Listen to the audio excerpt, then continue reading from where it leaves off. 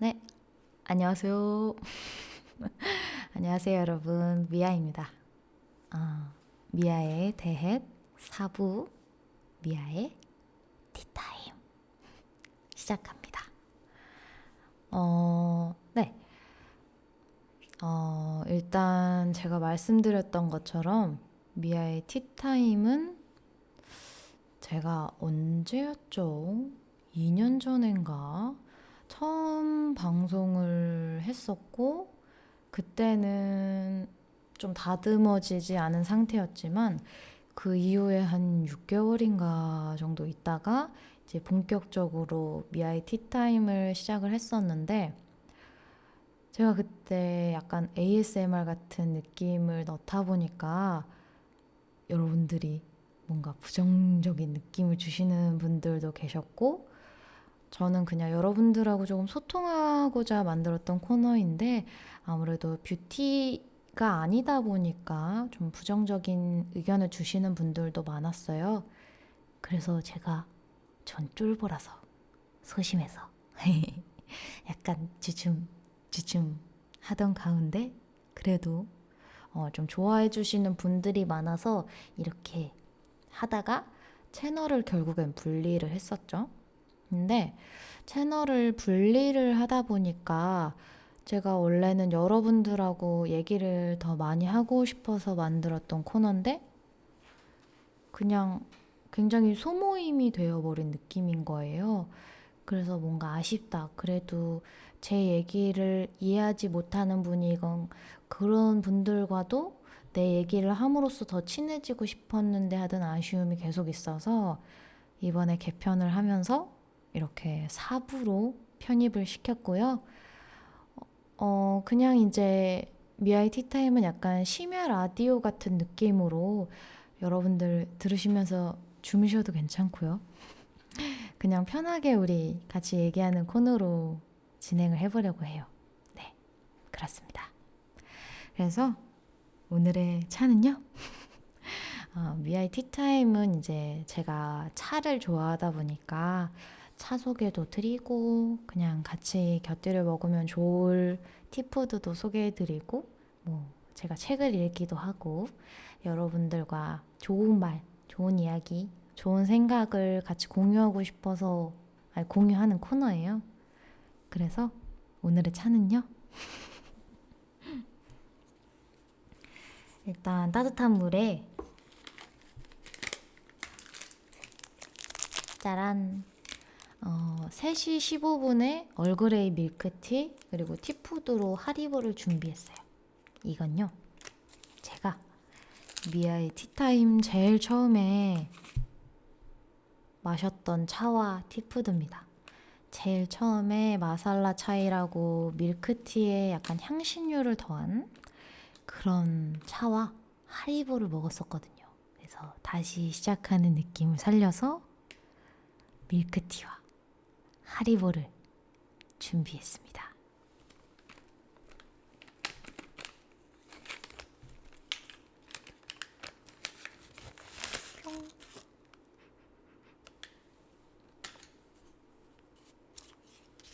그냥 따뜻한 물에 넣기만 하면 끝이에요. 이야. 아이고. 제가 이 3시 15분 차도 굉장히 다양해서 이 밀크티 종류가 다 마셔봤는데 개인적으로는 얼그레이 밀크티가 제일 맛있었고 저는 사실 이 티백 밀크티보다 만들어 먹는 진짜 우유에 탄 밀크티를 더 좋아하긴 하거든요. 근데 간단해서 가끔씩 이 티백도 마십니다.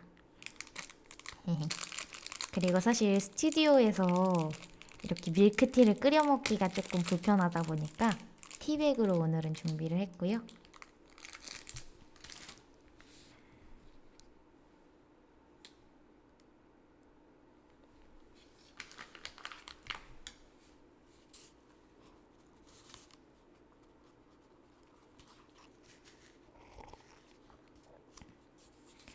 아직 우러나지 않은 관계로 제가 오늘은 사실 여러분들께 두 권의 책을 소개해드리고 싶어서 가지고 나왔습니다. 책은 아티스트 웨이, 줄리아 카메론의 아티스트 웨이랑 김수현님의 나는 나로 살기로 했다 두 권인데요. 이 아티스트 웨이는 제가 이제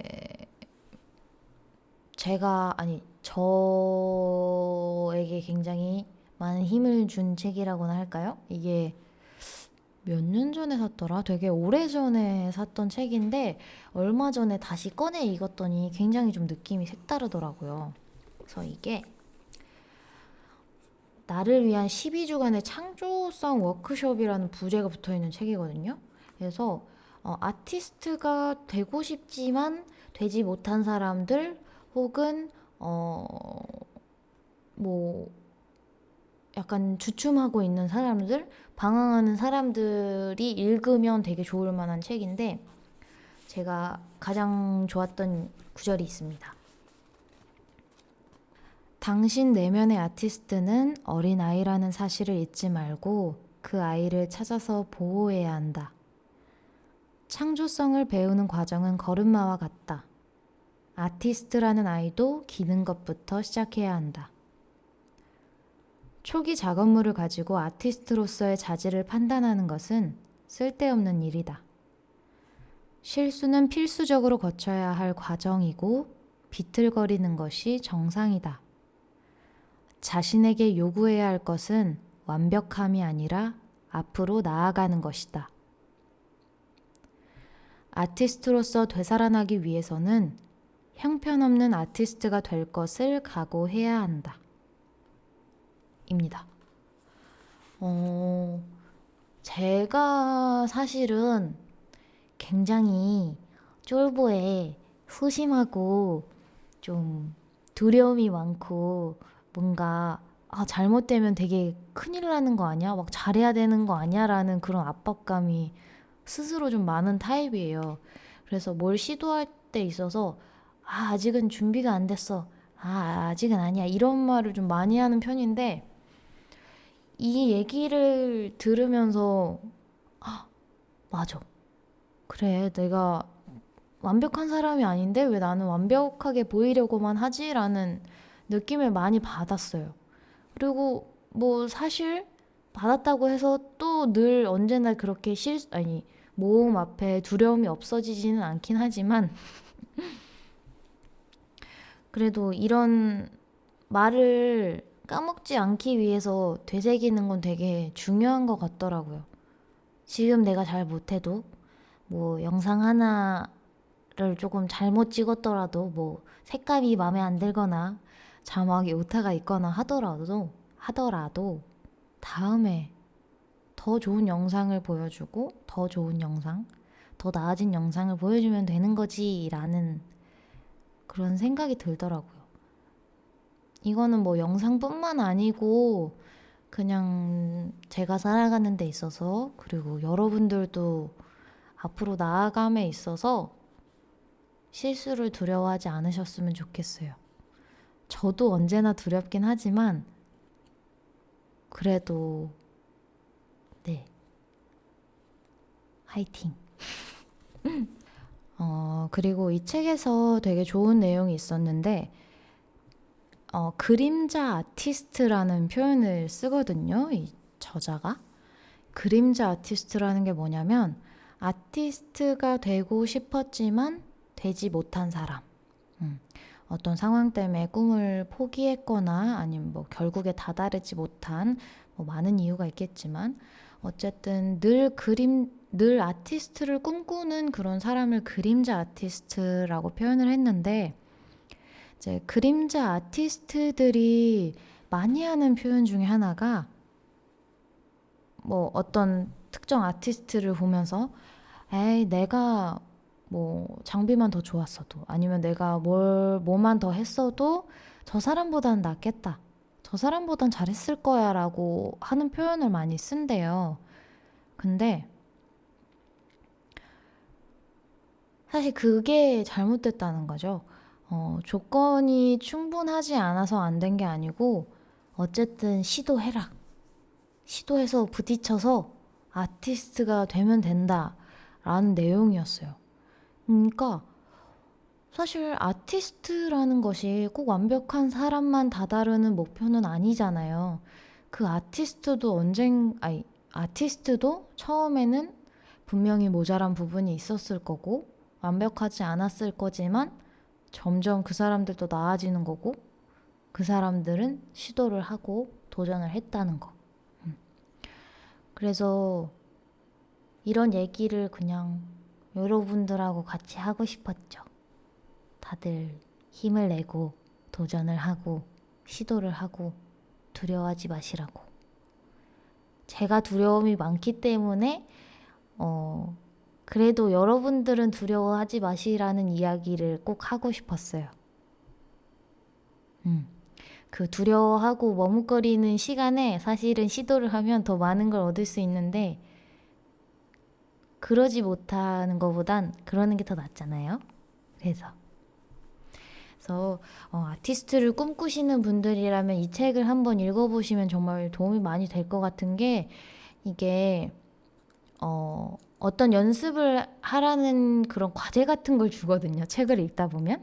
그 중에 하나가 이제 모닝 페이지를 쓰라는 건데 그게 그냥 아침에 눈을 떴을 때 노트 한 3페이지 정도를 아무 얘기나 채우는 미션이에요. 그래서 정말 그냥 아무 얘기나 쓰는 건데 그거를 쓰고 나서 이제 나중에 보면 생각보다 생각하고 있는 게 많거든요. 그러니까 막 어려울 것 같은데 막상 써보면 저도 써봤는데 의외로 내 머릿속에 들어있는 생각들이 꽤 많아요. 그래서 이거는 왜 그걸 시키는 거냐면 내가 만약에 뭘 하고 싶다는 걸 썼으면 그거를 하게끔 만드는 거고 만약에 부정적인 생각을 여기다 가득 썼다면 이제 다시 보면서 그걸 긍정적으로 바꾸는 연습을 하라고 이런 과제를 준 거예요. 그래서 저도 실제로 해봤는데 은근히 도움이 많이 돼요. 이게 내가 가지고 있는 과거의 트라우마를 만약에 썼다라고 해서 그러니까 아침에 생각 없을 때 그걸 썼다. 그리고 저녁에 다시 보면 사실 별거 아닌 건데 내가 거기에 사로잡혀 있는 경우가 있어요. 그래서 이러지 말아야지 라고 깨닫게 되는 계기가 되기도 하고 제가 거기다 예를 들어서 365일 그런 생각을 하는데 살을 빼고 싶다라는 얘기를 되게 많이 썼어요. 그래서 나는 이렇게 문득 이제 그거를 며칠 동안 하고 다시 봤는데 왜 나는 살을 빼고 싶다는 생각만 하지? 라고 생각을 해서 저는 다이어트를 시작했고요. 언젠가 또 망할 수 있겠지만 그때부터 다시 하면 되는 거죠. 인생은 끊임없는 다이어트의 연속이니까요. 아무튼간 이건 굉장히 그냥 작은 예 중에 하나인데 그런 식으로 그냥 습관을 만드는 게 되게 좋은 것 같아요. 내가 계속 생각하는 습관, 그런 생각들을 다르게 생각하는 습관.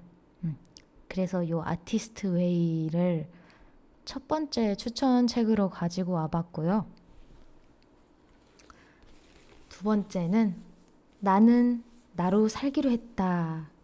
이건 사실 저 자신에게 굉장히 필요한 책이어서 읽고 되게 많이 접어놨어요. 이 부분도 나를 위해 좋은 말이군. 이 부분도 나를 위해 좋은 말이군. 이제 저처럼 조금 소심하고 쫄보고 용기가 없는 분들과 꼭 나누고 싶은 책인데요.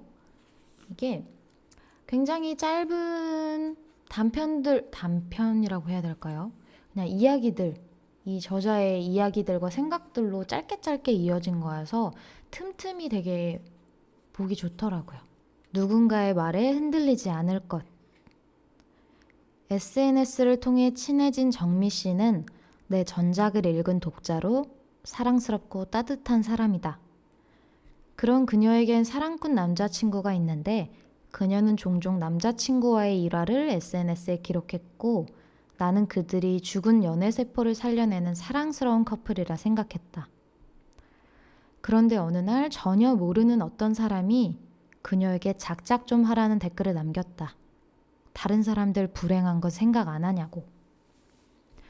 물론 SNS엔 지나치게 과시적인 사람들이 있다. 하지만 보증하건대 그녀는 결코 그런 타입이 아니었고 자신이 느꼈던 소소한 행복을 기록했을 뿐이다. 그 댓글을 본 그녀는 자신의 행동이 잘못되었는지 고민했다.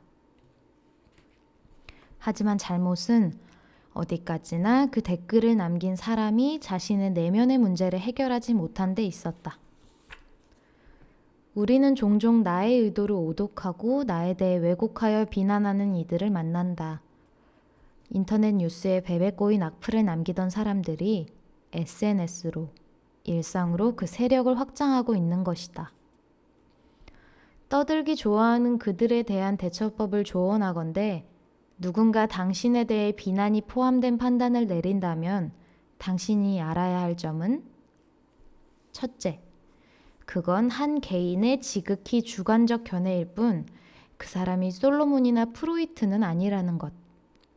둘째, 그것이 당신을 향한 비난이라면 해야 할 일은 화를 내거나 슬퍼하는 게 아니라 비난의 진실 여부를 판단해야 한다는 것. 그 비난이 진실이라면 안 좋은 점을 고치는 계기로 삼으면 되는 것이고, 그것이 그저 상대 내면의 문제에서 비롯된 거짓이라면 그냥 개가 짖는다고 생각하면 된다는 것. 셋째, 만약 개가 계속 짖으면 가만히 듣고 있지 말고 마땅히 그 책임을 물으시라. 죄명은 명예훼손죄? 아니, 소음공해죄.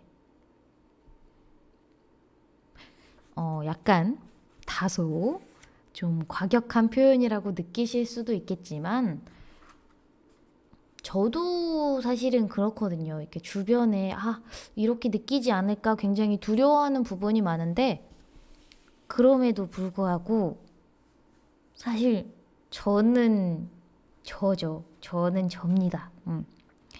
그래서 그런 안 좋은 말에 상처받지 않고 휘둘리려고 노력을 하지만 언제나 상처를 받지만 그럼에도 불구하고 나아가야죠.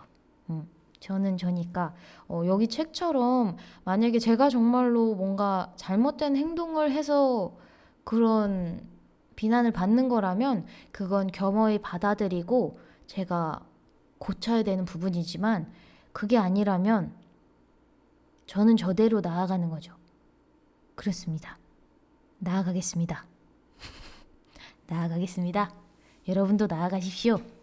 그래서 이게 이런 식으로 굉장히 좀 좋은 얘기들이 많은데 제가 하나만 더 읽어드릴게요. 하나는 나 외엔 무엇도 되지 않을 것. 초등학교 2학년 때 장래희망을 말하는 시간이 있었다. 나는 퀴리 부인에 대해 어디선가 주워 듣고는 퀴리 부인과 같은 여성 과학자가 되고 싶다고 말했다. 실상 나는 정자와 난자 시절부터 과학자와는 거리가 멀게 태어난 사람이지만 초등학교 2학년의 나는 그런 공수표를 남발해도 괜찮았다. 9살짜리 꼬마가 구체적으로 물류회사에서 구매를 담당하고 싶다거나 중견회사에서 회계 관리를 하고 싶다는 게 더 이상한 일이 아닌가. 그런데 문제는 나이를 먹어서도 우리의 꿈이 무엇을 할 것인가가 아니라 무엇이 될 것인가에 머물러 있을 때 발생한다. 예전에 한 피부과 의사와 대화를 나눈 적이 있다. 그는 서울에 있는 의대를 나와 강남에서 피부과 전문 일을 하고 있었다. 그런데 대화를 나누는 동안 의사가 아닌 한 개인으로서 그에게 어떤 개성이나 철학도 느끼지 못했고 오히려 성장하지 못한 아이 같다는 느낌을 받았다. 문득 그에게 지금 행복하냐는 질문을 했다. 그러자 그는 1초의 망설임도 없이 아니라고 대답했다. 남들이 보기에 그럴듯한 직업을 가졌다고 할 수 있겠지만 더 좋은 학벌에 더 큰 병원에서 일하지 못하는 걸 아쉬워할 뿐이었다.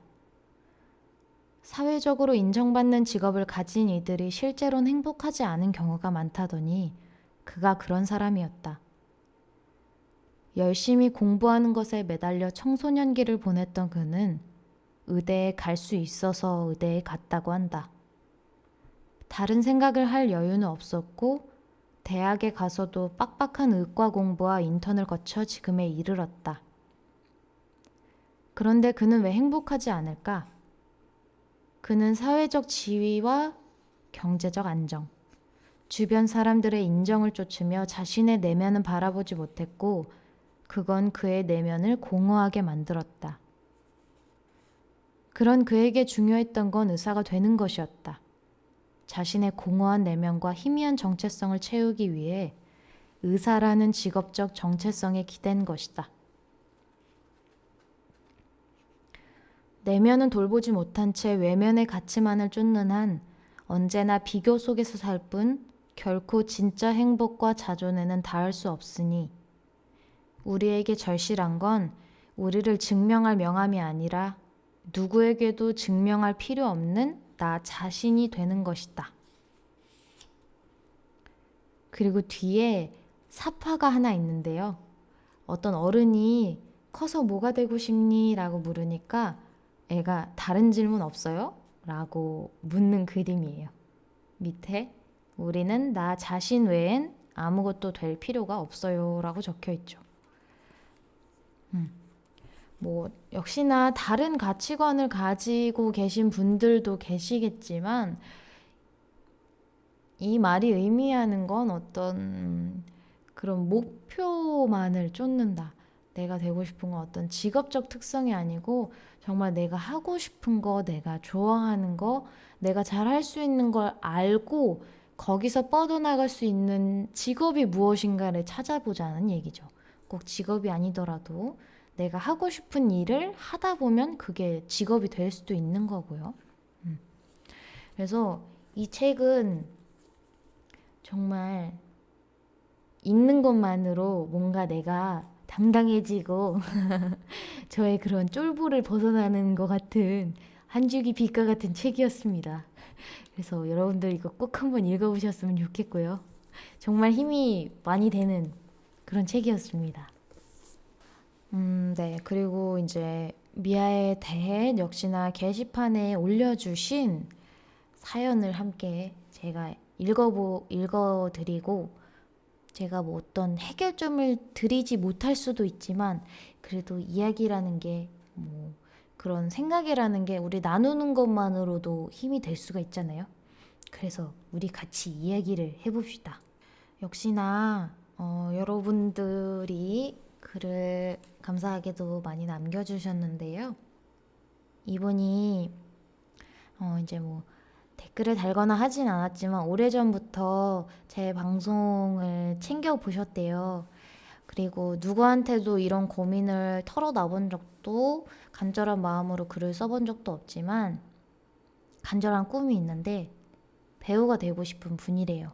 그래서 저는 연기와 전혀 상관이 없는 과에 진학 중이고 뭐 항상 이제 외향적인 성격이다 보니까 뭐 행사가 있으면 행사도 참여하고 뭐 길거리에서 춤 연습을 할 정도로 적극적인 분이었는데 이제 뭐 왕따를 당한 적도 있고 교통사고도 있고 조금 안 좋은 사건들이 겹치면서 정신적이나 육체적으로 많이 힘들어져서 굉장히 내성적으로 변하셨대요. 그리고 나서 이제 수능에 실패하고 대학도 서울 쪽으로 못 가가지고 대학교 2학년이시라서 편입을 준비하고 있는데 이제 뭔가 부모님께도 당당하지 못하고 이제 지금 23살이다 보니까 내가 배우로서 뭘 잘 할 수 있을까? 라는 고민을 많이 하신다고 해요. 부모님 걱정도 조금 안타깝고 그렇지만 본인은 한순간도 꿈을 잊어본 적이 없고 정말 하고 싶다고 하시네요. 뭔가 저랑 비슷한 꿈을 가지고 있고 저랑 비슷한 고민을 하시는 분이어서 공감이 많이 돼요. 무슨 말인지 알 것 같아요. 저는 근데 그 꿈을 어쨌든 가보지 못하면 이게 평생 생각이 나거든요. 평생의 한으로 남을 것 같아요. 그래서 도전을 해보셨으면 좋겠는데 이게 뭐 그냥 뭐 막무가내로 뭐 연기 학원을 가라 뭐 이런 느낌이라기보다는 일단은 선택은 하셔야 되는 게 맞는 게 부모님은 항상 걱정을 하실 수밖에 없어요. 그래서 뭐 부모님께 죄송하기도 하고 좀 걱정을 끼쳐드리는 게 마음에 약간 짐이라고 하셨지만 부모님은 내가 정말 안정이 될 때까지는 항상 걱정하실 수밖에 없어요. 부모님이기 때문에. 그래서 그 부분은 약간 좀 걱정을 덜려고 노력을 하시는 게 가장 좋을 것 같아요. 부모님이 걱정하기 때문에 그걸 또 걱정하면 저는 이분이 꿈에 저는 다가갈 수 없을 거라고 생각을 하거든요. 힘들죠, 사실은. 그래서 뭔가 아무 말도 안 들을 수는 없겠지만 당장에 그래도 일단 부모님께는 정말 진지하게 나는 이런 꿈을 가지고 있고 내가 그래서 이런 것들을 해볼 것이니 뭐 1년이든 2년이든 조금만 그냥 지켜봐달라 라고 정말 진지하게 얘기를 하는 거죠. 그 부분이 가장 중요한 것 같아요. 저도 사실 뭐 그 당시에는 제가 유튜브를 제가 지금 3년을 하는데 이게 안정화가 되기까지는 사실 부모님의 걱정이 굉장히 많으셨어요. 항상 컴퓨터를 붙잡고 뭔가 하기는 하는데 뭘 하는지는 잘 모르시고 부모님 아무래도 컴퓨터 쪽 잘 모르시니까 항상 집에만 있고 그냥 컴퓨터랑 카메라랑만 얘기하고 이러니까 밖에 나가라 뭐라도 해라 졸업은 언제 할 거냐 늘 걱정이 많으셨거든요. 근데 그거는 정말 어쩔 수가 없어요. 그래서 그 부분을 일단 더시는 것만으로도 저는 꿈에 한 발짝 다가가는데 분명히 도움이 될 거라고 생각을 하고요. 학교도 좋죠. 저는 좋다고 생각을 하지만 부딪히는 게 저는 더 좋을 거라고 생각을 하거든요. 그러니까 제가 만약에 내가 유튜브를 하고 싶어서 영상을 배워야지 하고 영상 학원에 다녔더라면 어쩌면 저는 지금 이 자리에 없었을 수도 있어요. 그러니까 저는 어차피 전공자가 아니기 때문에 부딪혀서 아까 말했던 것처럼 실수하고 처음에 초록색 영상이 나오고 마이크가 녹음이 안 되고 내가 발색이 안 보여도 뭔가 찍으면서 그걸 몸으로 익혀가면서 현장에서 앞으로 나아가는 거죠. 그러면 제가 분명히 전공자분들보다는 어쩌면 뭔가 그런 영상적으로 구도라던가 이런 것들을 완벽하게 알지 못할 수 있지만 어쨌든 저는 제 나름대로 제 영역을 만들어가면서 지금 이렇게 여기까지 오게 된 거잖아요. 그래서 그런 정도라고 해야 될까요? 그런 전공법으로 꼭 가야 한다는 생각을 하지 않으셨으면 좋겠어요. 제가 전공법으로 가지 않고 있는 사람으로서 하는 조언이지만 그게 가장 많은 걸 배울 수 있는 분명한 길은 맞아요. 학교를 다니고 학원을 다니고 하지만 그것만 길은 아니에요. 그래서 저도 배우가 하고 싶고 배우를 꿈꾸는 사람이지만 당장에 제가 그렇다고 뭘 하진 않지만 제가 12월에 이제 연극을 올릴 거고 앞으로도 종종 뭐 이런 뷰티 영상 외적으로 틈틈이 뭐 친구들과 영화를 만들 수도 있는 거고 저는 천천히 가는 방법을 택하긴 했지만 어쨌든 저는 꿈을 잃지 않고 저도 가는 사람이거든요. 그래서 꼭 그게 아니더라도 예를 들어서 저는 유튜브를 하는 사람이니까 이분이 아 그래 내가 뭔가 영화를 만들고 싶어 하고 싶어 하면 그냥 짧은 시나리오를 생각을 하시던 있는 시나리오를 응용해서 그냥 핸드폰으로 촬영을 해서 그거를 연기 연습을 한 걸 유튜브에 올리면서 내 나름의 포트폴리오를 쌓으면서 이제 언젠가 오디션에 갔을 때 내 유튜브 채널을 보여줄 수도 있고 뭐 예를 들어서 이런 식으로요. 당장에 뭔가 완벽하게 내가 다 배워서 뭔가를 하려고 하지 않아도 될 것 같아요, 저는. 그래서 이거는 일단은 부모님이 걱정하시는 거는 정말 진지하게 얘기함으로써 일단 마음을 덜고 뭐라도 해보시면 뭐라도 정말 일단 해보는 거죠. 예를 들어서 아까 유튜브를 말하기도 했지만 뭐 단편 영화를 만드는데 배우를 구하는 분들도 있으시거든요. 이런 사이트를 통해서. 그런데 부딪혀서 정말 찍어보는 거죠. 내가 뭐 모르지만 그냥 연기를 하고 싶고 그런 열정으로 도전을 해보는 거죠. 처음엔 잘 못할 수도 있어요. 네. 못할 수 있는데 그게 당연한 거고 다음에 더 잘하면 되는 거고. 어쨌든 말이 주절주절 길어졌지만 세상에 정말 길은 많고 꿈을 잃지 않고 그걸 간직하고 뭐라도 해보는 게 저는 중요하다고 생각을 합니다. 그래서 오늘 뭐 굉장히 다양한 이야기들을 여러분들과 나눴는데 재미있으셨나요? 미아의 티타임 다음에도 이렇게 여러분들과 편안하게 여러분 이야기, 제 이야기 나눌 수 있었으면 좋겠고 오늘도 여러분들께 달콤한 시간이었길 바랍니다. 그럼 미아의 티타임 끝. 여러분 모두 잘 자요. 안녕. 잘 자요.